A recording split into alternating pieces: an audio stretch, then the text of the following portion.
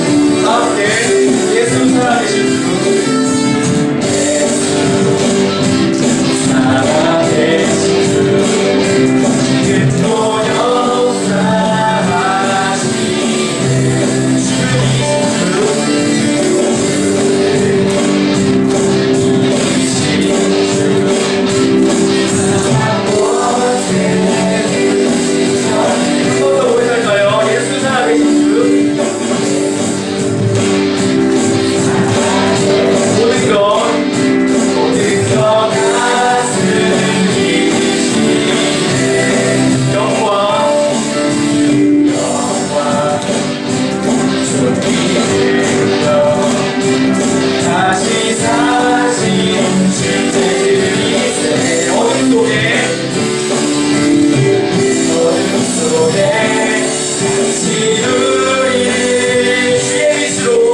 주의 빛으로 부르셨네. 다음에 할렐루야 할렐루야 살아계신 예수님 그 무엇도 비교할 수 없네. 할렐루야 부활하신 어린 양 영원히 나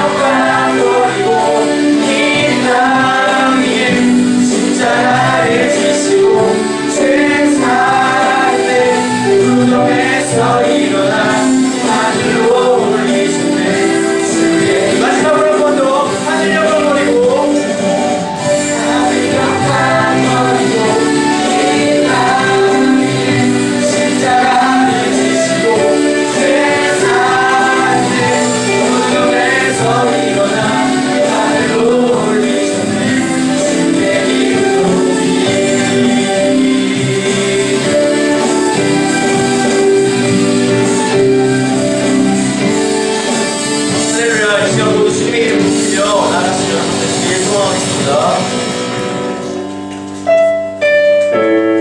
제가 다 같이 모두 자리에 앉으셔서 제가 찬양하실 때 주님께 진심으로 나아가시는 여러분 되시길 소원하겠습니다. 함께 이 땅의 왕문함을 보소서. 하늘의 하나님, 긍휼을 베푸시는 주여, 우리의 죄악 용서하소서.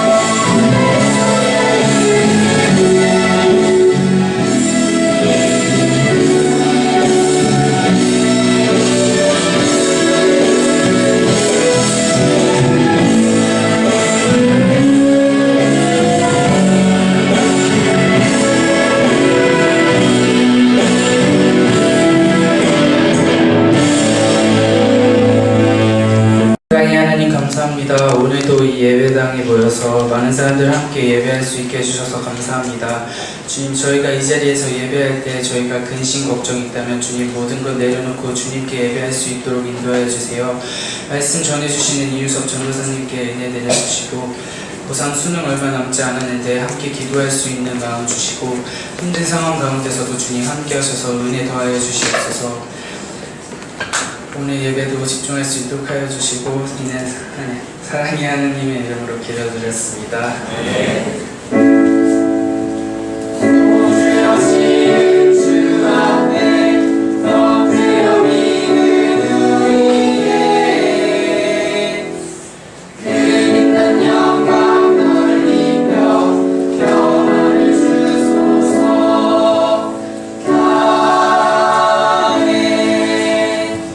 하나님께서 우리에게 주시는 말씀은 에베소서 5장 10절 말씀입니다.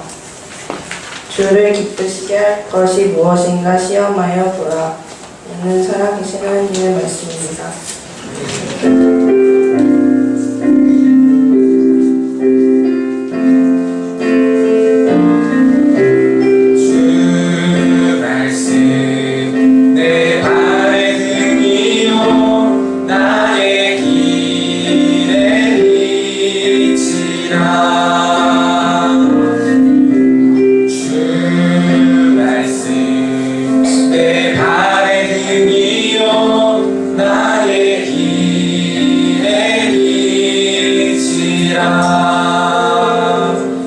임마누엘 찬양대에 나와주셔서 귀한 찬양해 주시겠습니다.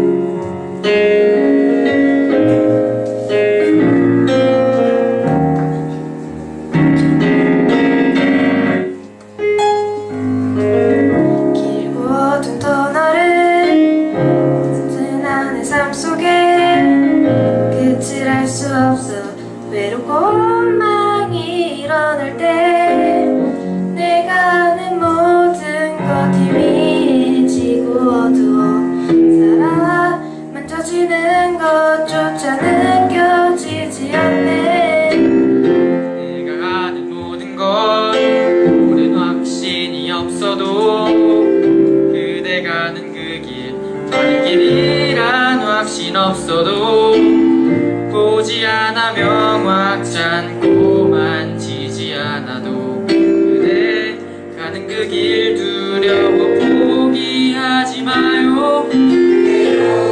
당신에게 힘이 되네요. 멈춰있는 듯한 너는 아니야. 내 곁에 항상 내가 있어. 여기 되어가요 우리 함께.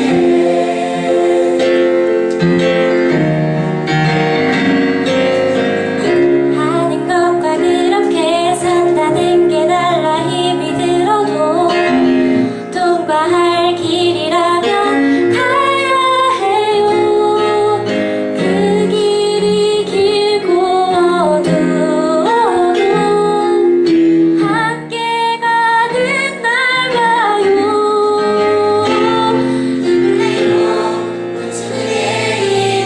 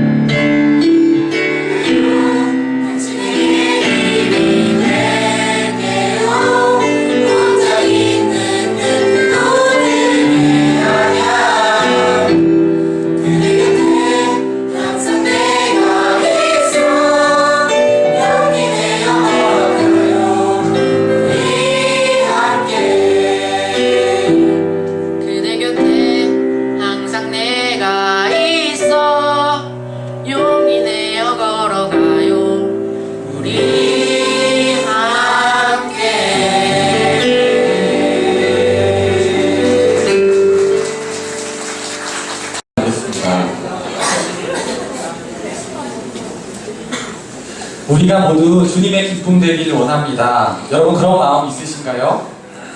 우리 같이 동행하면서 그 주님 기쁨으로 살아가는 우리 중고등부 여러분들 되시기를 소망합니다. 아멘. 자, 오늘 말씀 제목이 뭐예요? 주님과 친해지기입니다. 네. 주님과 동행하기라고 제가 제 제목을 지을까 하다가 주님과 먼저 친해지고 싶어서 이 제목을 붙이게 되었습니다. 제 예배를 준비하면서 그리고 말씀을 준비하면서 문득 제 안에 드는 한 생각이 있었습니다. 자, 우리가 매번 인내송으로 부르고 있는 나 주님의 기쁨 되기 원하네 라는 찬양이 있어요. 여러분 그 찬양 부를 때 어떤 마음으로 혹시 부르시나요? 그 찬양의 가사처럼 우리가 정말 주님의 기쁨 되는 그런 삶을 여러분 살고 계신가요? 제 안에 문득 그런 의문이 떠올랐습니다. 예배 시작에는 매번 주님의 기쁨 되기 원하네 라고 우리 입술로 찬양하지만 우리의 삶이 정작 그 기쁨 되는 삶을 살고 있는가 라는 그런 의문이 제 안에 들었습니다. 자, 어떤 사람은 그 찬양을 부를 때 예배가 시작되었구나 라는 사인으로 받아들일 수도 있겠고 분주함 속에서 그 노래가 울리면 야 빨리 정리하고 예배 시작됐으니까 빨리 자리 정돈해야 돼 이렇게 느끼는 친구도 있을지 모르겠습니다. 아니면 정말 가사처럼 내가 정말 주님의 기쁨이 되어야지 한 주간 기쁨으로 살지 못했는데 정말 돌아오는 한 주간은 주님의 기쁨으로 살아야지 라는 마음으로 고백하는 사람들도 있을 것입니다. 자, 오늘은 주님의 기쁨이 되는 것이 무엇일까 하는 저의 작은 생각에서 말씀을 준비하게 되었습니다. 아마 우리가 부르는 찬양이 그냥 형식적으로 부른 찬양이었다면 오늘 그 의미에 대해서 다시 한번 생각해보는 귀한 시간 되기를 간절히 소망합니다. 자, 여러분 주님의 기쁨이 되는 게 무엇일까요? 혹시 생각해 보셨나요? 주님의 기쁨 되길 원하는 삶, 그렇게 살아가는 게 어떻게 사는 것인지 한번 고민해 보셨어요? 개개인의 신앙에 따라서 많은 답이 있을 수 있겠지만 저에게는 주님의 기쁨이 되는 것이 지금 이 자리 가운데 계시고 내 안에 계신 성령님께 초점을 맞추면서 살아가는 것, 그러니까 다시 말하면 성령님과 친해지고 그 성령님과 동행하며 성령님이 원하시는 삶을 사는 것이 주님의 기쁨이 아닐까 제 나름대로 한번 정의를 해봤습니다. 여러분 이 말에 동의하시나요? 여기서 제가 성령님과의 동행이라는 표현을 사용했는데 우리는 동행이라는 말을 조금 더 진지하게 생각해 볼 필요가 있습니다. 자, 누구나 동행을 시작할 수는 있습니다. 그런데 그 동행을 계속 지속하기는 쉽지 않습니다. 누군가가 동행을 시작하면서 우리는 그 사람에 대하여 잘 알아가기 시작합니다. 그 사람이 좋아하는 것, 그리고 그 사람이 싫어하는 것이 무엇인지 그 사람과 동행하면서 알아간다라는 것입니다. 그리고 그 사람이 좋아하는 것을 하면 그 사람이 기뻐하게 된다는 것도 우리가 금방 알게 됩니다. 그런데 문제는 그것을 알기까지는 많은 시행착오를 겪게 된다는 것입니다. 여러분 예를 들어서 한번 생각해 볼게요. 저가 만약에 노래방 가는 걸 정말 좋아한다고 생각해 보세요. 노래방 죽돌이라고 생각해 보세요. 틈만 나면 노래방 가고 싶은데 내 친구는 노래방 가는 걸 정말 싫어하는 친구가 있다고 생각해 봅시다. 처음에 제가 그 친구랑 동행할 때 내가 좋아하는 걸 당연히 이 친구도 좋아하겠지 생각을 합니다. 그래서 노래방에 가서 신나게 노래를 부르는데 내가 좋아하는 것도 당연히 좋아할 줄 알았어요. 그래서 노래방 가면 나는 한 5곡 부르고 이 친구는 한 곡 부르고 막 그러는데 한 곡 부르는 것도 되게 시원찮아 보여요. 처음에는 내가 즐거워서 그 친구랑 같이 노래방에 갈 수 있겠지만 시간이 지나면서 깨닫게 되는 거예요. 이 친구 노래방을 안 좋아하는구나 라는 것을 깨닫게 됩니다. 그러면 다음번에 이 친구랑 노래방을 가는 게 이전처럼 즐거울까요? 즐겁지 않을 것입니다. 이 친구를 내가 정말 좋아한다면 그 친구가 좋아하는 게 무엇인지 생각해 보면서 맞추어가는 그런 작업을 거치게 될 것이라는 것입니다. 자, 내가 동행하는 사람을 기쁘게 해야 한다는 것이 분명하면 그러한 시행착오를 통해서 나를 교정하게 됩니다. 그리고 깨닫게 됩니다. 내가 소중하게 여기는 사람을 기쁘게 하면 나도 기뻐진다라는 사실을 깨닫게 됩니다. 자, 그때 그 친함이 계속되고 깊은 교제 가운데 기쁨이 지속되게 됩니다. 자, 오늘 성경 말씀 본문을 보면 딱 한 절입니다. 우리 같이 한 목소리로 읽어보겠습니다. 주를 기쁘시게 할 것이 무엇인가 시험하여 보라. 자, 한 절입니다. 자, 성경에 종종 등장하는 말 가운데 하나가 바로 이 시험입니다. 그런데 시험해 보라 라는 이 말이 오늘 우리에게 있어서 아주 중요합니다. 단순히 유혹에 빠뜨리는 그런 시험이 아니라 실험해보라는 것입니다. 여러 가지 시도를 통해서 조금 더 진실에 근접할 수 있는 그 실험을 해보라는 것이 오늘 본문의 말씀이라는 것입니다. 이 부분을 유진 피터슨의 메시지 성경에서는 생각하고 그것을 행하십시오 라고 이렇게 얘기를 하고 있습니다. 그래서 다시 말하면 주를 기쁘시게 할 것이 무엇인지 생각하여 보고 그대로 한번 행동해 보라 라는 것이 우리에게 주시는 하나님의 말씀이라는 것입니다. 자, 여러분, 근데 그런 말이 있어요. 여러분, 생각 없이 포기하면 편해, 생각 없이 살면 편해, 이런 얘기 한 번씩 들어보셨을 거예요. 생각하면 생각이 꼬리에 꼬리를 물고 복잡해지고 그런 복잡함을 피하기 위해서 내 머릿속에 생각이 없어지고 그냥 편하게 사는 것을 좋아합니다. 생각하는 게 때로는 피곤하고 그런 번거로운 일이기 때문에 우리는 그냥 단순한 것을 좋아해요. 생각 없이 그냥 살아가려고 합니다. 생각 없이 사는 것이 때로 편하게 우리에게 느껴질 때가 있기 때문입니다. 자, 그런데 이어령 전 문화부 장관을 지내신 교수님이 아들이여 이 산하를 라는 이 수필에서 보면 재미있는 이야기를 쓰셨어요. 이 이야기가 어떤 이야기냐면 옛날 어느 시골에 수염을 길게 기르고 다니는 할아버지 한 분이 계셨다고 합니다. 그런데 그 동네에 사는 한 꼬마가 그 수염이 긴 할아버지를 볼 때마다 궁금한 점이 있었어요. 그래서 그 할아버지를 어느 날 만나서 그 꼬마가 할아버지에게 질문을 했습니다. 자, 할아버지는 그렇게 수염이 정말 긴데 밤에 잠을 잘 때 그 수염을 이불 속에 넣고 주무세요? 아니면 이불 속에 꺼내고 주무세요? 이런 질문을 했다고 합니다. 자, 할아버지는 이 질문을 받고 금방 대답할 수가 없었습니다. 이제껏 그런 생각을 해본 일이 한 번도 없었던 것입니다. 그래서 얘야 미안하다. 내가 오늘 밤에 어떻게 자는지 한번 자보고 내일 다시 얘기를 해주마. 이렇게 얘기를 하고 돌아가셨다고 합니다. 자, 그래서 오늘 밤에 그 할아버지가 잠자리에 누워서 내가 수염을 평소에 이불 속에 넣고 자는지 꺼내고 자는지 한번 보려고 생각을 해보았대요. 그런데 이불 속에 넣고 자자니 수염이 너무 답답하고 그렇게 꺼내고 자자니 또 뭔가 수염이 팔랑거리는 것 같고 막 바람이 부니까 이상하더래요. 그래서 30년 동안 달고 다닌 그 긴 수염이지만 잘 때 이불 속에 있는지 꺼내고 자는지 그 수염이 그렇게 불편했다라는 이야기가 나옵니다. 자, 여러분도 아마 이 이야기를 들으면서 공감했을 거예요. 밤에 자는 것만 해도 우리가 생각해보지 않은 것 가지고 여러분 생각해지면 정말 피곤할 때가 있습니다. 여러분 잘 때 손을 이불 속에 넣고 주무세요? 이불 밖에 빼고 주무세요? 생각해보셨어요?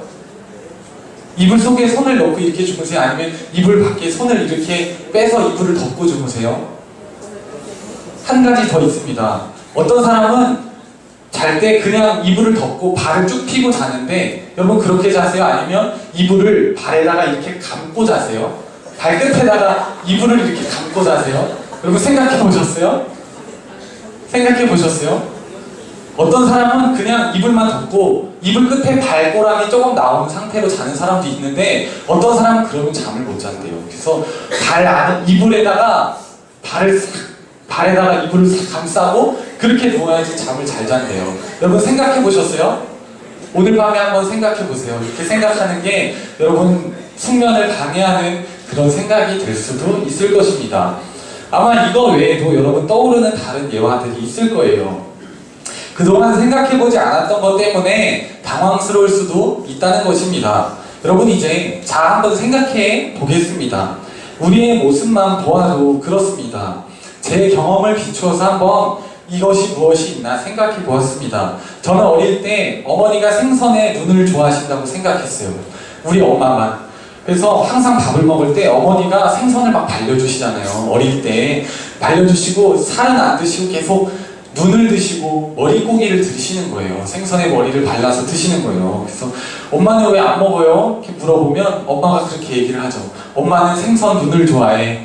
원래 생선의 머리가 가장 맛있는 거야. 이렇게 얘기를 하셔요. 그런데 철없던 저는 그저 엄마가 생선의 눈을 좋아하시는 줄만 알았어요. 그래서 밥을 먹을 때 생선의 머리는 이거 엄마 좋아하는 거지. 엄마 바로 드리고 나는 통통한 살을 다 발라먹던 그런 지난 날들이 떠올랐습니다. 자, 그런데 처음에는 그저 철없던 제가 철없이 엄마가 생선 눈을 좋아한다고 생각하고 먹을 때마다 눈은 엄마를 드리고 했던 철부지가 자라서 철이 들게 되고 어머니도 등푸른 생선을 좋아하셨다라는 사실을 깨닫게 됩니다. 그 다음부터는 어떻게 할까요? 그 다음부터 제가 어떻게 할까요? 어머니도 생선을 좋아하셨다라는 것을 깨달았어요. 나이가 먹고. 그러면 어떻게 할까요? 눈을 똑같이 드릴까요? 그러면 불효자죠. 어머니한테 거짓말 아닌 거짓말을 하게 됩니다. 엄마 사실 내가 엄마가 줘서 먹었지. 나는 해산물 안 좋아하고 생선 비린내 나서 못 먹으니까 어머니 드세요. 이렇게 살을 발라서 어머니한테 드리는 거예요. 자, 그렇게 알아가고 관계가 깊어져 가는 것입니다. 처음에 아무 생각 없이 어머니가 그렇게 얘기한 것만 가지고 엄마는 생선의 눈을 좋아하셨구나 생각하고 그냥 내 생각만 하고 생각하지 않고 살아갔어요. 그런데 어머니도 생선의 살을 좋아하시고 등푸른 생선을 좋아하신다는 것을 깨닫고 그렇게 내 거를 어머니한테 드릴 때 그 어머니와의 관계가 더 깊어져 가게 되는 것입니다. 자, 그러면서 제가 깨달은 것 한 가지가 있어요. 신앙도 과정이구나 라는 사실을 깨달았습니다.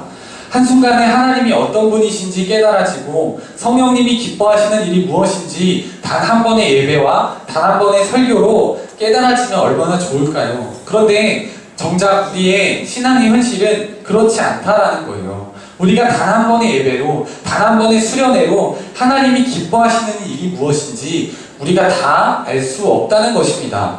과정을 겪을 때 단계를 밟아가는 것처럼 하나님을 알아가고 성령님이 기뻐하시는 무엇인지 우리는 과정을 통해서 더 알아가게 된다는 것입니다.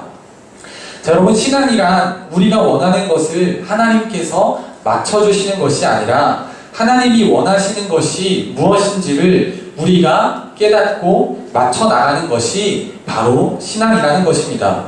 그렇게 주님이 기뻐하시는 것에 우리의 삶을 맞춰 나갈 때 주님께서 우리에게 좋은 길을 열어주시고 좋은 것을 보여주신다라는 것입니다.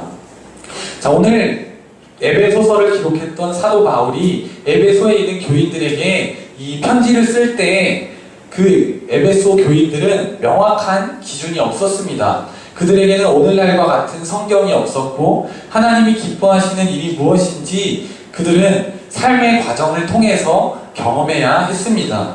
하지만 오늘 우리에게는 다양한 지식과 그런 성경이 있습니다.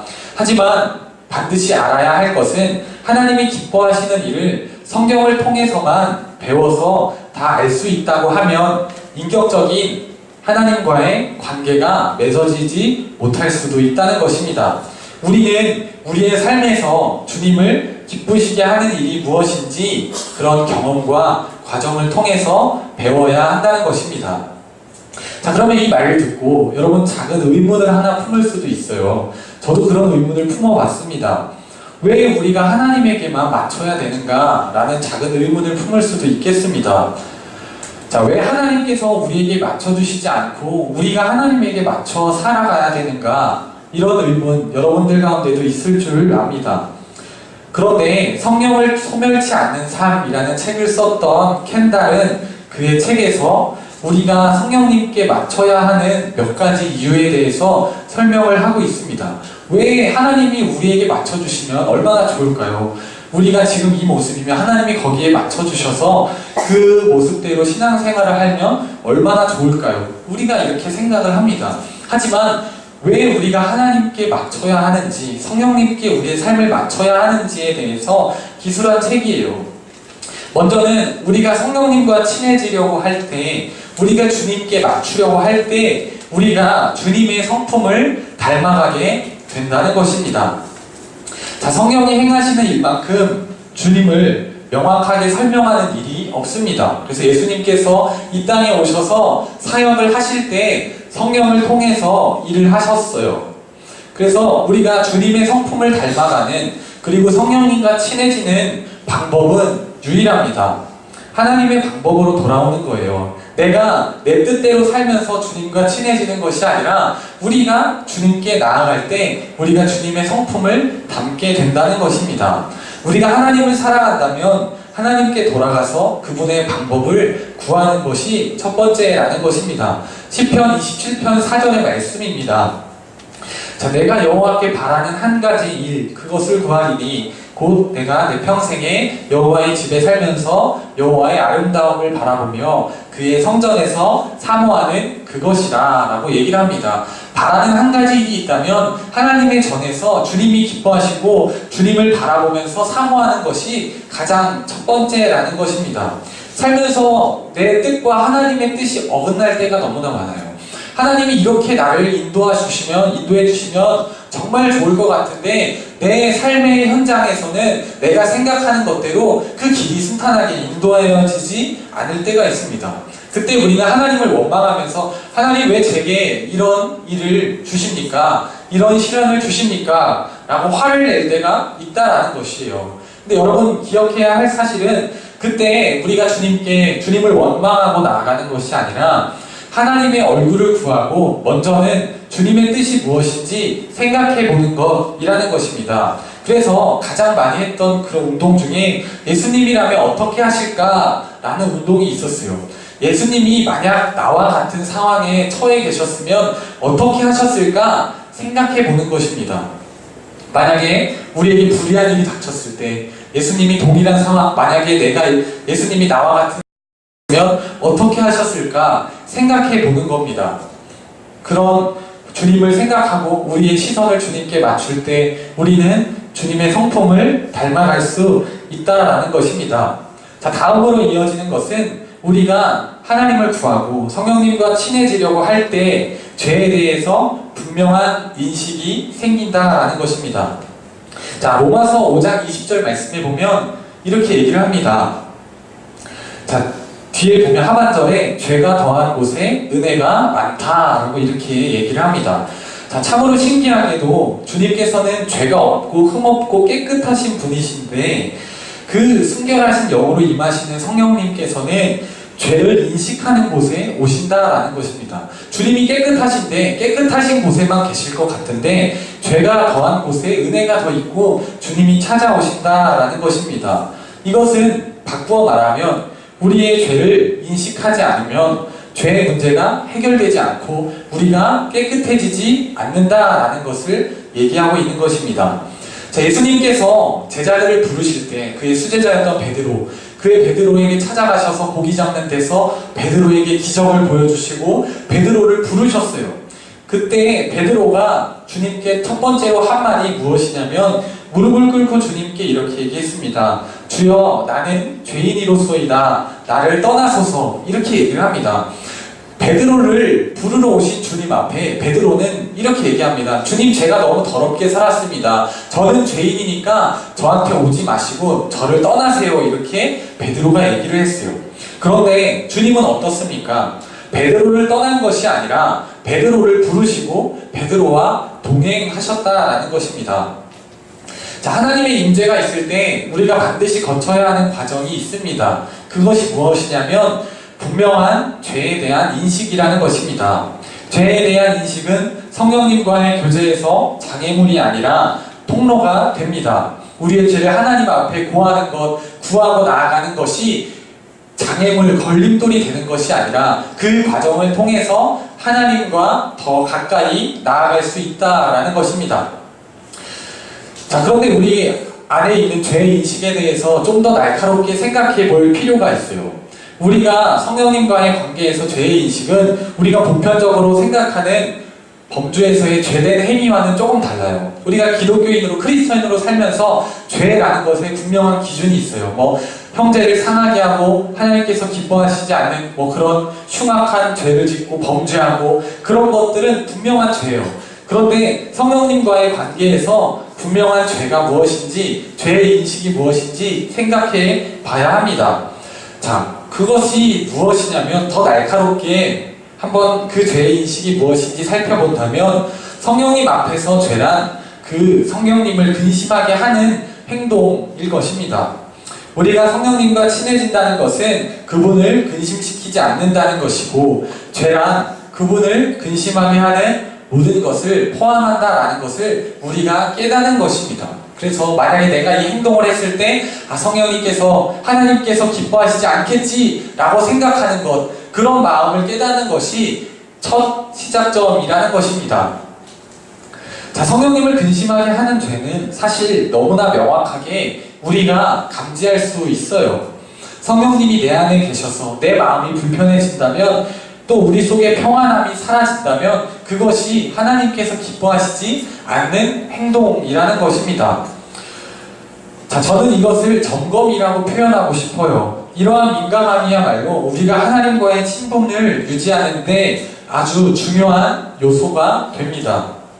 다른 말로 표현한다면 우리는 이런 점검의 과정을 통해서 마음의 평안을 되찾을 수 있을 것입니다. 한번 돌아보기를 원해요. 우리가 주님께 맞출 때 우리 안에 죄의식이 생깁니다. 그 죄의식을 통해서 나를 바라보고 내가 하나님이 기뻐하시는 삶을 살고 있는지, 아니면 내가 하는 이 행동이 하나님을 근심하게 하는 행동인지 우리 안에 점검하면서 이 점검을 통해서 주님과 더 가까워질 수 있다라는 것입니다. 그리스도 안에, 주님 안에 있는 평안함은 절대로 죄와 양립할 수 없다라는 것입니다. 여러분, 반드시 기억하기를 원해요.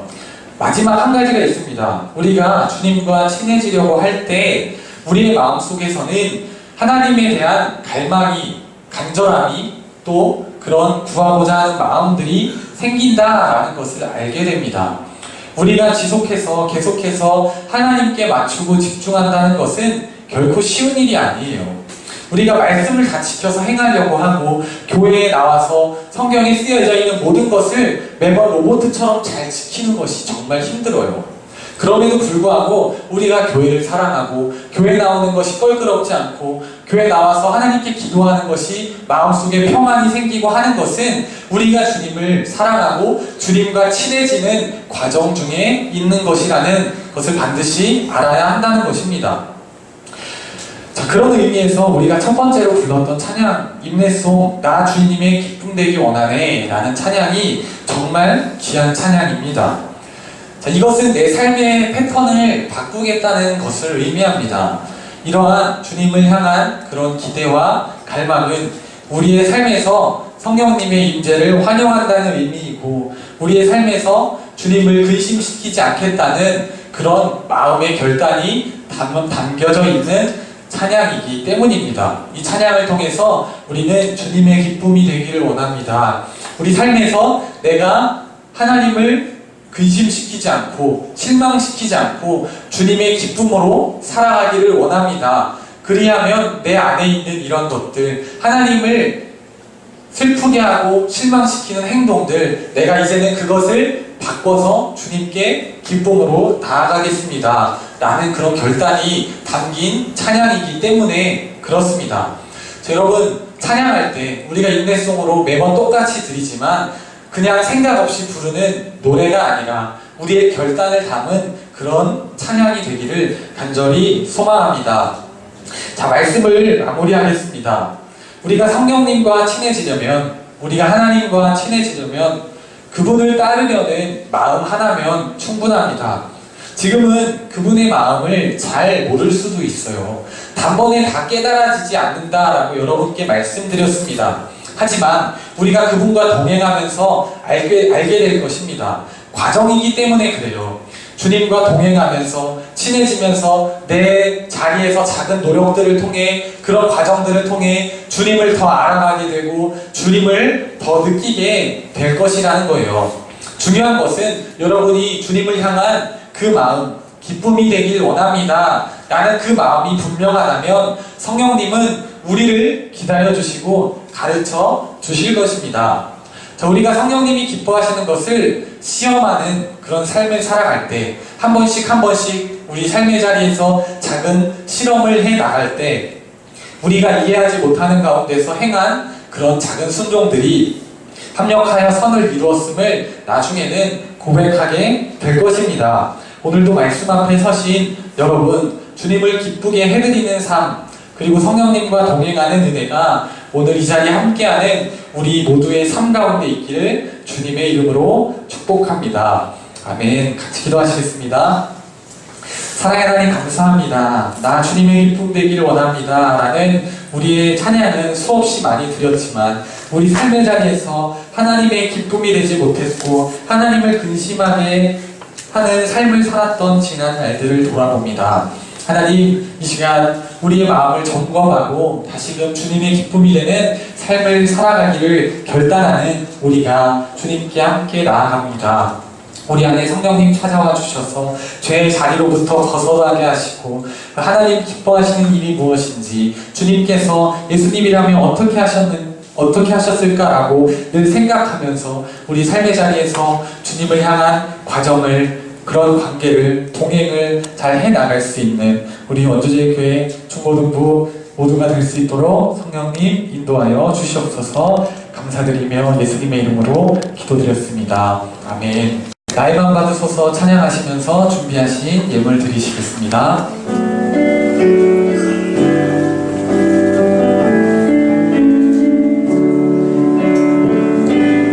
나의만 받으소서. 오셔서 주님의 서소 삼으소서.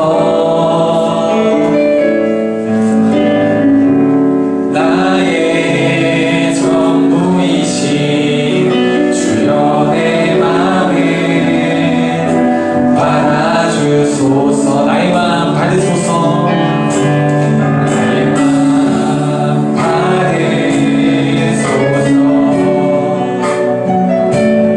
오셔서 주님의 저소 삼으소서. 나의 전부이신 주여 내 맘을 받아주소서. 오 나의 마음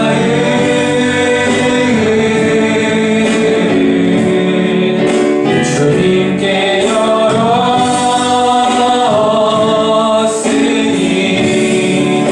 주여 내게 오셔서 내 맘에 거하여 주옵소서. 주가 기뻐하는 주의 성전 되게 하소서. 받으소서. 오셔서 주님의 서소 삼으소서. 나의 전부이신 주여 내 맘을 받아주소서. 자, 드린 예물 위해서 다시 한 번 더 기도하시겠습니다. 사랑의 하나님 감사합니다. 우리 삶 가운데 늘 동행하여 주시고 우리를 붙드시고 인도하신 주님 감사합니다. 오늘도 예배 자리 가운데 나와서 우리가 이전에 알지 못했던 주님의 마음 더 깨닫게 하신 주님 감사합니다. 이런 감사를 더해서 우리가 찬양했고 작지만 물질적인 예물 드렸습니다. 우리의 마음을 보시고 우리 삶의 자리 가운데 늘 주님과 동행하고 우리가 세상과 타협하지 않고 죄에 대해서 타협하지 않고 주님의 뜻대로 살아갈 수 있는 결단 주님께서 허락하여 주시옵소서. 드려진 예물 가운데도 함께하여 주사 예물이 쓰이는 곳 헛된 곳에 쓰이지 않게 하시고 주님 사랑 넘쳐나는 곳에 쓰여질 수 있도록 귀한 예물 가운데 구별될 수 있도록 성별하여 주시옵소서. 감사드리를 드리며 예수님의 이름으로 기도드렸습니다. 네. 자, 이제 모두 자리 들어 일어나셔서 파송의 선포 및 결단을 찬양하시겠습니다. 사랑하는 여러분, 복음을 들고 세상에 나가 그리스도의 평화를 심으십시오. 주님과 동행하옵소서. 아멘.